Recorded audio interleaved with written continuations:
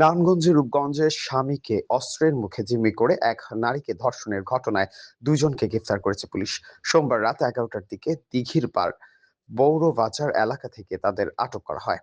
Police জানায়, ভোরে ঘটনার সময় অভিযুক্তরা ঘরে ঢুকে ভয়ভীতি দেখিয়ে স্বামীকে জিম্মি করে এবং পর্যায়ক্রমে ওই নারীকে ধর্ষণ করে। পরে বাসা থেকে দুই মোবাইল ফোন নিয়ে যায় তারা। এই ঘটনায় ভুক্তভোগী নারী বাদী হয়ে রূপগঞ্জ থানায় মামলা দায়ের করেছেন। পুলিশ অভিযুক্তদের গ্রেফতার করেছে এবং ছিনতাই হওয়া মোবাইল ফোন উদ্ধার করেছে। তাদের আদালতে পাঠানোর প্রক্রিয়া চলছে। জানেন যে তারাব পৌরসভায় গতকাল একটি ন্যাক্কারজনক যে ঘটনা ঘটেছেন, সেই ক্ষেত্রে ভিকটিম বাদী হয়ে একটা লিখিত অভিযোগ দায়ের করলে আমরা পরবর্তীতে সেটা এফআইআর হিসেবে গণ্য করে পুলিশ পরিদর্শক তদন্ত মোহাম্মদ মুক্তার হোসেনকে তদন্তভারের জন্য দিলে তিনি রাতে অভিযান করে সেই যারা নাকি এই ধর্ষণের মতো ঘটনার সাথে জড়িত রয়েছে তাদের দুজনকেই গ্রেপ্তার করেছেন। তাদের একজনের নাম হলো আফজাল আর একজনের নাম হলো আব্বাস।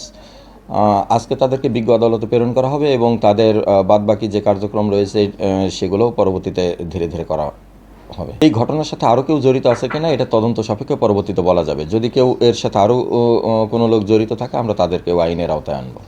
দৈনিক আজকের বাংলা .net